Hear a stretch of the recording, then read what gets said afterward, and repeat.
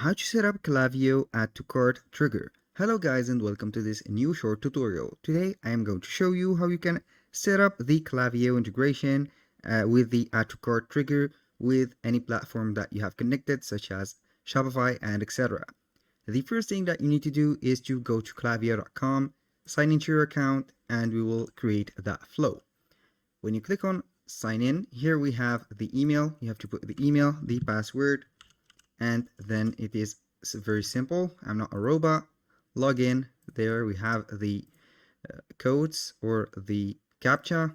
Log in simply and we will see the platform or the dashboard. We have successfully logged in our account. Here we are going to choose on the left side menu flows.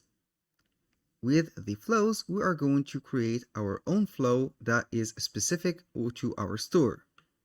Here we have create flow. Wait for a few seconds until the page load up. Here we have the triggers. As you can see, we have the triggers such as browse abandonment. Here we have it is set to Shopify, and also we have the triggers bar goals.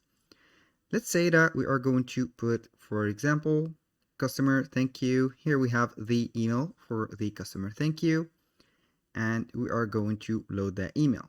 I'm going to create a flow with this one. This is the previewer. Build customer loyalty by sending a thank you email post purchase. And in this flow, we are going to see the trigger that it is when someone placed an order, it will wait for 1 day and then it will send the email. As you can see, the trigger is set. You can go ahead and change it. For example, you can go ahead and put the matrix or add another trigger matrix. For here, we have here the duration. You can put and set up the duration. Here we have the conditional split. You can go ahead and add whatever action you want and select the trigger or change it. That was very simple. That was all for today's video. Thank you guys for watching. I hope that you have enjoyed the content and see you soon on the next one.